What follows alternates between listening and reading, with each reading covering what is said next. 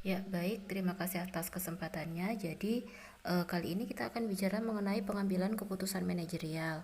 Nah, dengan belajar bab ini nantinya kita akan tahu kenapa sih kok ada manajer yang mengambil keputusan yang berbeda padahal situasinya sama. Misalnya saja kalau kita kaitkan dengan penanganan virus corona saat ini, ada manajer perusahaan yang mewajibkan karyawannya untuk bekerja dari rumah, sementara ada manajer perusahaan yang tetap mengharuskan karyawan untuk datang ke kantor meskipun situasinya sudah sangat genting sekali seperti itu.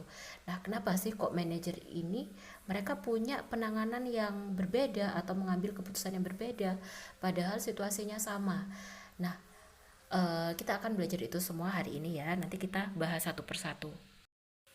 Ya, jadi jenis-jenis keputusan itu sendiri pada dasarnya ada dua. Ada keputusan yang terprogram, ada keputusan yang tidak terprogram. Sebelum kita bicara mengenai keputusan yang terprogram dan keputusan yang tidak terprogram, keputusan itu sendiri adalah pilihan yang kita buat dari alternatif yang tersedia.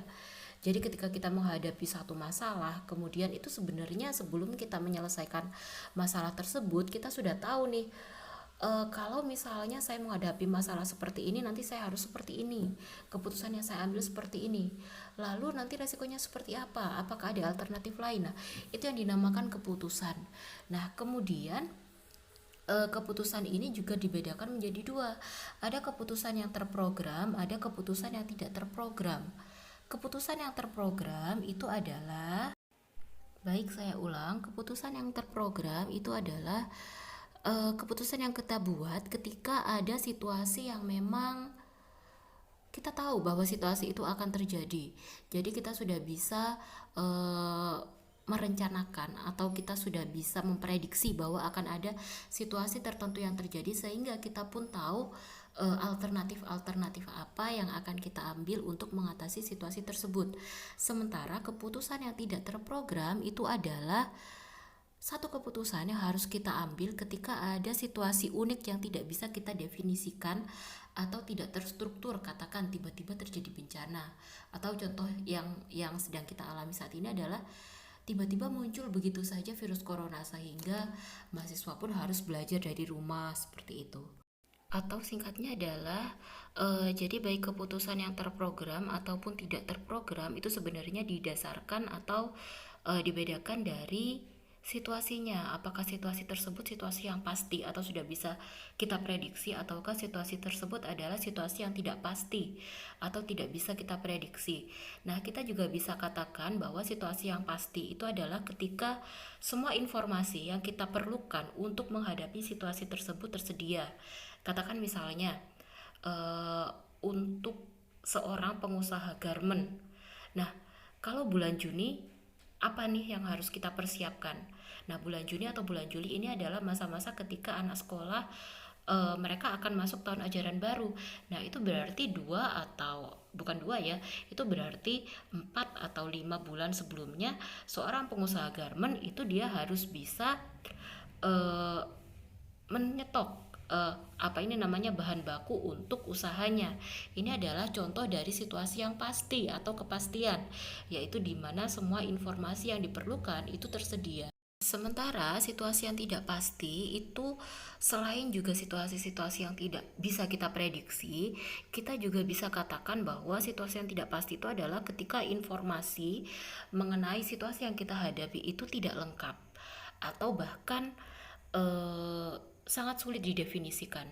Oleh karena itu di sini ketika menghadapi situasi-situasi tertentu ya, seorang manajer itu mencoba untuk mendapatkan banyak alternatif mengenai keputusan yang akan mereka ambil.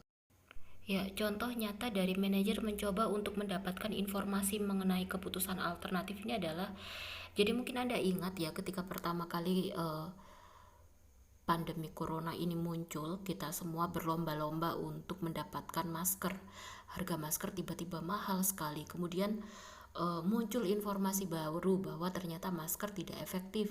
Masker hanya diperuntukkan untuk masyarakat yang sakit, sementara yang sehat cukup menggunakan desinfektan. Bahkan kita juga sampai membangun desinfektan, bilik-bilik desinfektan seperti itu. Kemudian ternyata desinfektan ini diketahui juga ternyata kurang efektif. Yang efektif itu ternyata adalah penggunaan masker. Nah, kita sebagai masyarakat awam bingung. Jadi sebenarnya kita ini harus ngapain sih? Apakah kita harus disemprot disinfektan supaya kita bebas, ataukah kita harus pakai masker terus setiap hari seperti itu? Nah, sebenarnya informasi-informasi yang muncul itu adalah upaya dari pemerintah, atau kalaupun misalnya kita kaitkan dengan organisasi bisnis, itu adalah upaya dari manajer untuk menggali alternatif atas situasi yang tidak pasti ini, seperti itu. Baik, kita lanjut. Jadi di sini DAF memformulasikan bahwa ada kondisi-kondisi yang mempengaruhi kemungkinan kegagalan pengambilan keputusan dari sebuah organisasi atau perusahaan. Nah, ternyata Anda juga bisa lihat dari bagannya ya. Jadi dari situ sebuah organisasi itu mereka punya kemungkinan untuk gagal dalam proses pengambilan keputusan itu dilihat dari permasalahannya, dari apakah permasalahan itu adalah permasalahan yang bisa dilihat dengan pasti, atau dalam hal ini situasinya itu sudah pasti, ataukah permasalahan yang dihadapi itu memiliki ambiguitas tinggi. Nah, permasalahan yang sudah pasti kita bisa selesaikan dengan mengambil keputusan yang telah terprogram sebelumnya. Sementara pengambilan keputusan yang kita lakukan untuk permasalahan yang memiliki ambiguitas yang tinggi, atau kita tidak tahu nih masalah ini sebenarnya apa sih, muaranya dari mana sih, seperti itu, maka keputusan yang kita ambil itu adalah keputusan yang tidak terprogram. Jadi sekali lagi intinya dari bagian ini itu adalah si DAF menilai bahwa sebuah perusahaan dia sangat mungkin sekali mengalami kegagalan dalam pengambilan keputusan ketika situasinya ambiguitasnya sangat tinggi, sehingga dia harus mengambil uh, keputusan-keputusan yang tidak terprogram, yang itu artinya si perusahaan harus mencari alternatif-alternatif yang sangat banyak untuk menyelesaikan masalah tersebut. Model pengambilan keputusan sendiri dibagi menjadi tiga. Ada model klasik atau rasional atau ideal, kemudian ada model administratif, kemudian ada model yang politis. Nah, model-model ini sebenarnya bisa kita gunakan untuk melihat bagaimana sih manajer dari perusahaan ini ketika dia menghadapi situasi tertentu, dia sebenarnya menggunakan model yang mana? Apakah dia menggunakan model yang rasional, ataukah dia menggunakan model yang administratif, ataukah dia menggunakan model yang politis? Kita akan bahas satu persatu nanti. Yang pertama adalah model yang ideal dan rasional. Nah, di sini proses pengambilan keputusan itu dilakukan dengan membuat keputusan yang ekonomis atau menguntungkan semua pihak. Nah, masalahnya apakah mungkin selalu seperti itu? Oleh karena itu, di sini model ini diasumsikan bisa digunakan jika ada beberapa faktor yang mempengaruhi. Faktor yang pertama adalah model ini bisa digunakan ketika si pengambil keputusan memang memiliki keinginan untuk mencapai tujuan bersama yang telah ditetapkan. Jadi dianya ini strict terhadap tujuan bersama yang sudah disepakati, seperti itu. Kemudian pengambil keputusan itu juga berupaya untuk membuat kondisi menjadi pasti dan terukur. Katakan misalnya kita pakai contoh pengusaha garmen tadi. Jadi walaupun dia tidak tahu ya apakah tahun ini akankah sama dengan tahun sebelumnya, tapi dia bisa mengestimasi, oh tahun kemarin. Baik, saya ulang. Jadi di sini si pengusaha garmen dia bisa mengestimasi, oh tahun kemarin penjualan saya sekian, sementara 2 tahun yang lalu itu penjualan saya sekian. Berarti kemungkinan tahun ini trennya seperti ini. Nah, itu artinya dia merupakan pengambil keputusan yang berupaya untuk membuat kondisi itu menjadi pasti dan terukur. Kriteria yang ketiga adalah di sini model ini bisa digunakan ketika kriteria untuk mengevaluasi alternatif itu diketahui. Kemudian dan yang paling penting itu adalah ketika model ini bisa digunakan ketika si pengambil keputusan itu adalah pihak yang rasional dan dia punya keinginan untuk memaksimalkan tujuan organisasi, seperti itu. Model yang kedua ini adalah model administratif. Model administratif ini seringkali dipakai ketika situasinya itu tidak jelas. Jadi kita tidak tahu, kita belum memprediksi situasi yang akan kita hadapi. Sehingga model pengambilan keputusan yang kita ambil itu adalah model administratif. Nah, model administratif ini merupakan model yang mengambil pendekatan deskriptif sehingga dia berupaya untuk memahami bahwa manusia ini itu punya keterbatasan seperti itu. Nah, model ini berupaya untuk mencari alternatif atas masalah-masalah yang kompleks, yaitu ketika tujuan pengambilan keputusan itu tidak jelas dan tidak mendapatkan konsensus. Jadi katakan misalnya untuk mengatasi wabah corona nih, apa yang harus kita lakukan terlebih dahulu? Apakah kita melakukan lockdown terlebih dahulu ataukah kita menyembuhkan pasien-pasien yang sakit, ataukah kita mencari pasien-pasien yang uh, diduga terkena virus ini. Nah, ini kan sebenarnya tujuan pengambilan keputusan kita itu tidak jelas. Kemudian yang kedua, model ini itu juga bisa digunakan ketika uh, pencarian alternatifnya itu terbatas karena ada banyak hambatan. Nah, hambatan di sini itu muncul baik dari manusianya, dari informasinya, serta dari sumber dayanya. Dan kemudian model administratif ini digunakan ketika si manajer ini cenderung mencari jalan tengah untuk memuaskan semua pihak. Jadi bagaimana supaya semua pihak ini merasa puas dengan keputusan dan merasa bahwa keputusan yang diambil itu adalah keputusan yang paling tepat walaupun dia ternyata masih belum menggali alternatif-alternatif secara maksimal seperti itu. Nah, inti dari pengambilan keputusan model alternatif, pengambilan keputusan model administratif ini adalah ketika eh, proses pengambilan keputusan itu didasarkan atas banyak excuse, dalam artian misalnya bahwa manusia ini punya keterbatasan karena ada situasi yang tidak pasti, karena ada keterbatasan informasi seperti itu. Dalam model pengambilan keputusan administratif itu sebenarnya ada beberapa term atau ada beberapa bahasa yang kita kenal, misalnya rasionalitas terbatas. Rasionalitas terbatas itu adalah adanya kecenderungan bahwa manusia ini memang memiliki batasan atas seberapa rasional mereka. Oleh karena itu, di sini kita akan mengambil excuse bahwa ada seseorang yang memang dia mampu melihat jauh sekali, ada seseorang yang memang dia bisa melihat dengan spektrum yang luas, tapi ada juga orang yang spektrumnya sempit tapi dia bisa melihat lebih dalam. Nah, itu yang dinamakan excuse atas rasionalitas terbatas. Kemudian dalam model kemudian dalam model administratif itu ada juga yang namanya pemuasan atau satisfying. Satisfying ini adalah ketika proses pengambilan keputusan itu diambil untuk memuaskan banyak pihak walaupun pengambilan keputusan itu sendiri hanya didasarkan pada alternatif yang sedikit seperti itu. Nah, contoh dari pemuasan ini adalah kalau menurut saya sih itu sesuai dengan kebijakan yang diambil pemerintah saat ini, yaitu pemerintah menyarankan bahwa warganya ini tidak mudik terlebih dahulu tapi juga tidak melarang. Nah, itu sebenarnya adalah part of satisfying atau pemuasan. Dalam hal ini pemerintah dia mencari konsensus yang paling banyak seperti itu. Jadi dia tidak melakukan lockdown secara total karena itu juga nanti akan berpengaruh terhadap ekonomi dan juga ditakutkan akan menimbulkan agresi massa seperti itu. Tapi di sini dia hanya melakukan penyaranan atau sugesti kepada atau saran kepada masyarakat untuk tidak mudik terlebih dahulu. Nah, ini adalah contoh dari pemuasan. Kemudian model administratif ini juga tidak lepas dari yang namanya intuisi. Intuisi itu adalah pengambilan keputusan secara cepat dan mendasarkan pada pengalaman masa lampau tapi hanya sedikit menggunakan kesadaran. Nah, seringkali kenapa seseorang itu menggunakan intuisi ini juga ada kaitannya dengan yang namanya pemuasan itu tadi, supaya semua pihak merasa puas.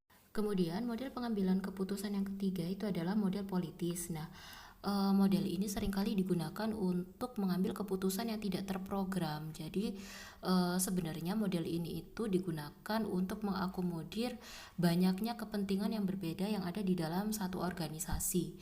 Kemudian model politis ini itu juga digunakan ketika informasi yang tersedia itu tidak lengkap. Nah, kemudian di sini dalam model politis, manajer melakukan praktek tarik ulur untuk menentukan tujuan dan alternatif. Jadi intinya adalah untuk model politis ini dicari nih negosiasi atas permasalahan yang dihadapi. Dalam hal ini adalah permasalahan tersebut merupakan hasil dari kondisi yang belum diprediksikan sebelumnya. Jadi dari proses negosiasi tersebut baru diambil keputusan bersama. Itu yang dinamakan dari model politis. Nah, kemudian proses pengambilan keputusan itu sendiri di sini kalau kita bicara prosesnya ya, jadi ini langkah-langkah yang sebenarnya mungkin sudah kita lakukan setiap hari, cuman kita nggak sadar aja. Nah, yang pertama itu adalah kita mengenali dulu nih, apakah keputusan yang kita ambil ini sifatnya adalah keputusan yang harus segera kita ambil ataukah bisa kita eh, pikirkan lagi alternatif-alternatif lain untuk keputusan tersebut. Kemudian setelah kita tahu jenis keputusan yang kita ambil, di sini langkah kedua yang kita lakukan itu adalah kita diagnosa dan kita analisa sebab dari permasalahan yang muncul.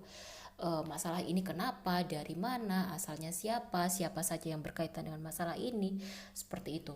Kemudian kita langkah yang ketiga itu adalah mengembangkan alternatif. Jadi setelah kita diagnosa, nah kira-kira untuk menyelesaikan masalah ini tadi bisa kita selesaikan dengan cara apa saja. Kalau misalnya kita selesaikan dengan cara A, misalnya risikonya seperti apa. Kita selesaikan dengan cara B, misalnya itu risikonya seperti apa, dan seterusnya. Nah, setelah kita tahu alternatif-alternatif apa yang mungkin dari proses pengambilan keputusan yang kita lakukan tadi, kemudian kita pilih alternatif yang paling kita inginkan. Setelah kita pilih, kemudian kita implementasi, setelah itu kita evaluasi dan kita lakukan feedback seperti itu. Oleh karena itu di sini sebenarnya kita bisa menganalisa sebenarnya kenapa sih kok dalam penanganan kasus corona ini satu perusahaan tertentu mengambil keputusan seperti ini, sementara negara mengambil keputusan seperti ini. Nah, ternyata itu diawali dari bagaimana mereka mengenali eh, jenis keputusan itu harus diambil seperti apa, seperti itu. Kemudian cara mereka mendiagnosa dan menganalisa masalah itu juga ternyata berbeda, seperti itu. Kemudian dalam mengambil keputusan secara personal itu juga ternyata ada macam-macam. Ada dengan gaya yang direktif atau dia mengambil keputusan secara langsung.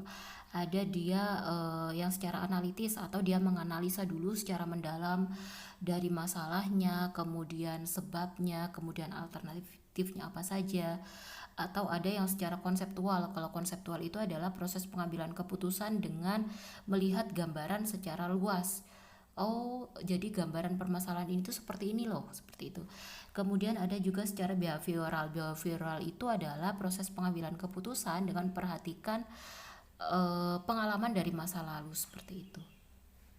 Ya, kemudian di sini kenapa sih kok bisa manajer itu mengambil keputusan yang buruk?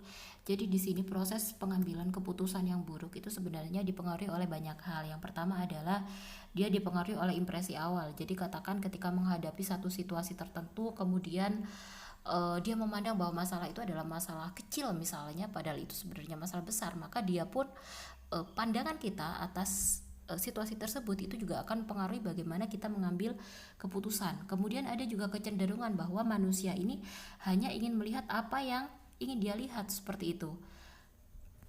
Nah, melihat apa yang ingin dilihat ini sebenarnya gampangnya itu adalah naif. Jadi sebenarnya kita tahu bahwa ada sesuatu yang buruk, tapi karena kita tidak pengen mengetahui bahwa itu adalah sesuatu yang buruk, maka kita menganggap bahwa permasalahan yang kita hadapi itu adalah sesuatu yang sifatnya enteng, seperti itu, sehingga ini berpengaruh terhadap pengambilan keputusan yang kita ambil. Kemudian yang ketiga itu juga dipengaruhi oleh framing permasalahan. Ini hampir sama seperti yang saya jelaskan sebelumnya, serta justifikasi pengambilan keputusan masa lalu. Nah, ini yang paling bahaya karena sebenarnya lingkungan itu kan terus berubah. Kemudian kenapa manajer mengambil keputusan yang buruk? Karena dia ingin mempertahankan status quo atau kekuasaannya saat ini. Dan yang terakhir karena dia terlalu percaya diri, dalam artian dia terlalu percaya bahwa dia bisa. Nah, tadi kan kita udah bicara mengenai pengambilan keputusan secara individu, lalu bagaimana kita mengambil keputusan secara kelompok nih, secara inovatif supaya keputusan yang kita ambil ini bisa menyelesaikan masalah. Nah, untuk pengambilan keputusan secara kelompok, itu yang pertama bisa kita mulai dengan brainstorming. Brainstorming di sini adalah bagaimana kita melakukan analisa menyeluruh mengenai masalah tersebut, kemudian analisa itu kita floorkan kepada anggota kelompok kita. Kemudian setelah itu bisa kita lakukan yang namanya perdebatan sengit. Sengit di sini maksudnya adalah bagaimana upaya kita untuk memunculkan banyak alternatif dari anggota kelompok kita. Kemudian hal yang paling penting itu adalah menghindari pemikiran kelompok atau group think.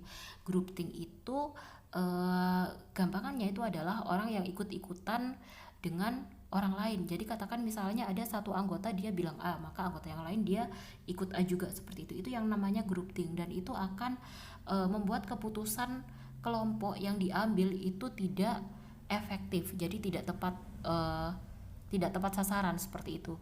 Dan yang paling penting yang terakhir itu adalah tahu kapan harus menyelesaikan masalah tersebut, dalam artian tahu kapan harus menyudahi diskusi untuk mengambil masalah tersebut, karena kadang banyak kepala itu juga bagus, tapi banyak kepala itu juga bisa berakibat buruk. Oleh karena itu di sini kemampuan untuk mengetahui kapan harus menyelesaikan itu sangat penting sekali. Ya, baik. Jadi saya pikir itu penjelasan kita untuk hari ini mengenai proses pengambilan keputusan di organisasi. Nanti kita akan diskusi banyak di sesi tanya jawab. Terima kasih.